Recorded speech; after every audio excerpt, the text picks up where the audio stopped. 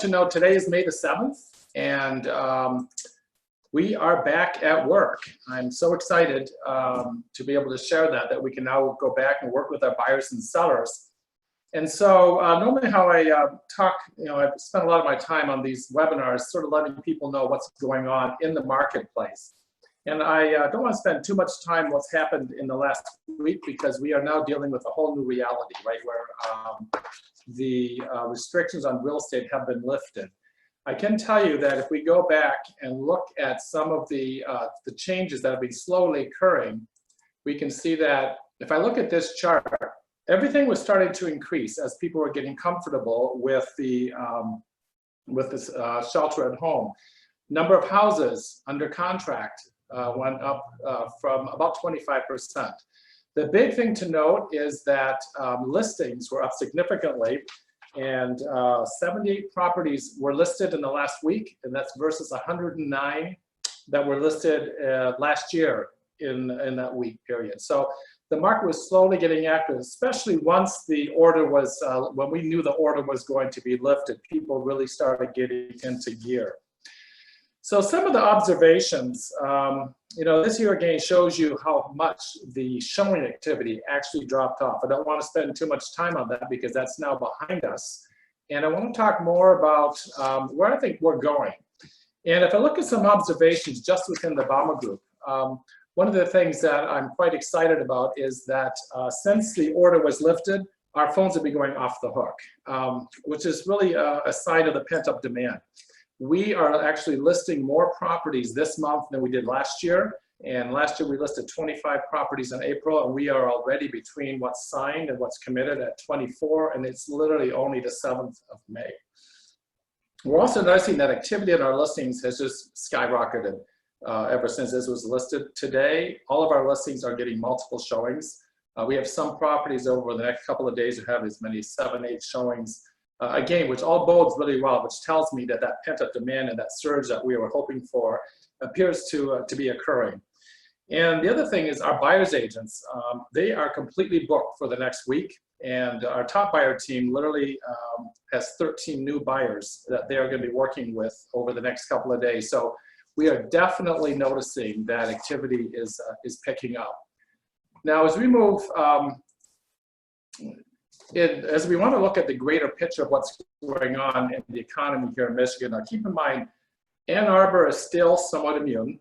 We have the university, we've got, of course, the hospitals, but it is slowly seeping in. As a matter of fact, it was just announced this week that the University of Michigan hospitals are going to be either furloughing or laying off 1,400 full-time positions.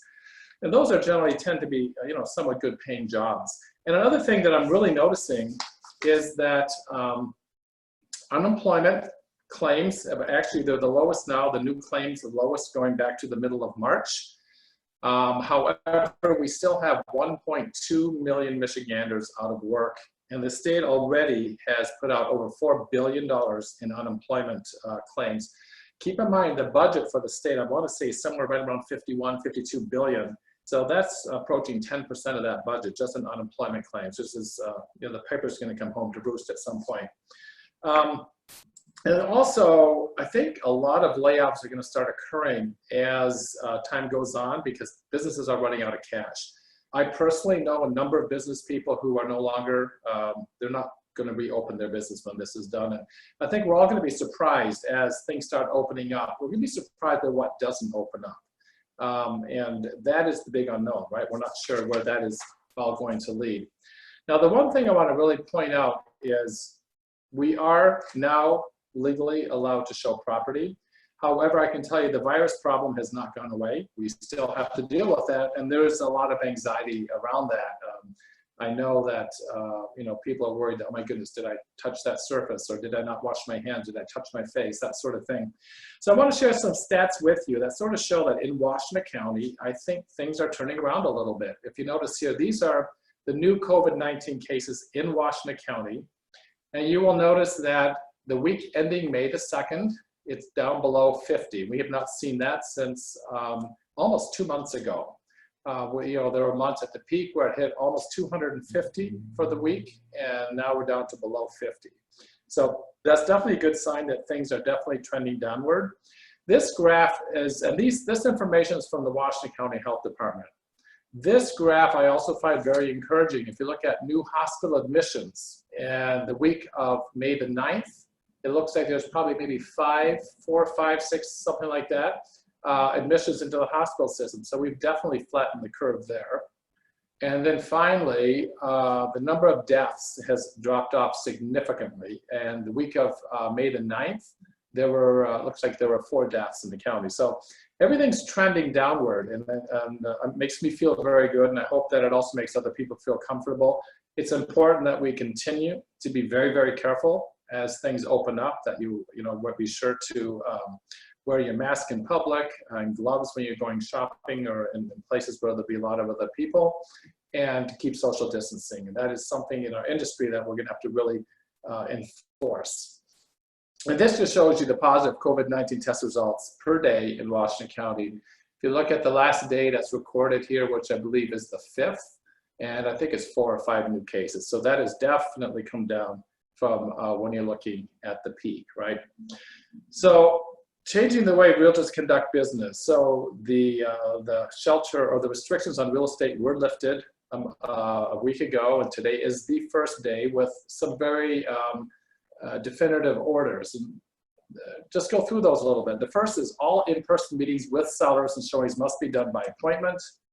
No more than 4 people may be at the property at one time, and obviously no in-person open houses. We will be starting to do virtual open houses, and we'll explain that more at a later date. All persons must maintain a 6-foot social distance at all times. And landlords and property managers may not arrange in-person showings of a rental unit until the current tenant has vacated. An additional things that they're just recommending is considering limiting in-person showings to potential buyers who have been pre-approved for financing, the use of photography, virtual showings and floor plans to help buyers narrow down their housing needs. And I still think we're going to see a lot of that, where if a buyer in the past might have looked at 10 houses physically, they might now look at 10 houses virtually and pick 1 or 2 properties to be the ones they actually look at in person. Also, realtors are heavily encouraged to work together to avoid consecutive multiple showings in order to avoid overlapping appointments. Providing marketing materials and other information relevant to the home electronically in advance, and encourage sellers not to be present at the showing, and also to turn on all of the lights and leave interior doors, drapes, and blinds open. And so this is just basically to ensure that nothing really gets touched as much as, we're going to try to avoid as much as possible. We're asking sellers to clean and disinfect frequently touched surfaces prior to and after the showings. And again, agents are encouraged to meet their clients at the house, of course, not drive in the same car. Discourage anyone who does not need to view the home from attending a showing. Again, trying to limit that personal contact. Encourage the use of masks and gloves. We're going to ask buyers to please refrain from touching any surfaces in the home, light switches, etc. And then minimize the time physically spent in the house. And like after showing, instead of staying in the house and having a discussion about the property, consider waiting to go outside before you do that.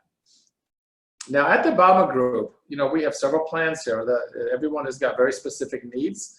And what we have done for our listings where there are going to be actual physical showings of our properties, we're very adamant about only pre-approved buyers going through our properties and only allowing the buyers. Of course, we're not going to, a lot of times grandma and grandpa or the kids or whatever, not to attend showings, stay within that rule of no more than 4. Of course, maintain 6-foot social distancing at all times. Make sure appointments do not lap or overlap. Confirm in advance that the seller is comfortable with in-person showings. Again, marketing material, we are going to attach it to our listings and showing times so that the realtor can get it when they schedule the showing. And also, we can also electronically send it to agents via email. Again, just like the governor mentioned, we want all the doors, interior doors left open, lights turned on, drapes opened. And again, tell the seller when they come back, please wipe down all those surfaces because we have habits, right? And it's hard to get away from doing things that we've done for a long time. Now, we are confirming with every showing that the parties will be bringing their own masks. We do not feel comfortable leaving masks at the house because I can't guarantee that they'll be sterile and that's right up against somebody's face. So we are just confirming with the agents that they have, personally, everyone should be having a mask in public, but just want to make sure that will be the case. And again, we're strongly recommending that they meet their clients at the house, that the client waits in the car until the agent arrives. If there is another party in the house, to please remain outside until that showing is complete. Now, we're providing every one of our listings with a basket of gloves and booties, and require that all parties entering the house, of course, wear those and agree not to touch anything, and then take those items with them when they leave. Do not leave them in the house. So hopefully between all these different things and really monitoring very closely, we'll be able to have very, very safe showings. Now, I do know there's going to be people who are just not comfortable, and I totally get it, depending on health conditions and things like that. So we also are totally prepared to do everything virtually. And this is where we can do the initial presentation using Zoom.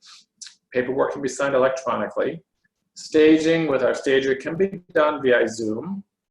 Now, we are doing 3D photography and floor plans along with photos, which really allows the buyer to truly see a house virtually. And we're in the process of wrapping that up. We are actually purchasing our own 3D camera, and so it can be done in-house, and that should be arriving probably shortly. So, but meanwhile, we are ordering outside photographers to begin that process of doing the 3D photography.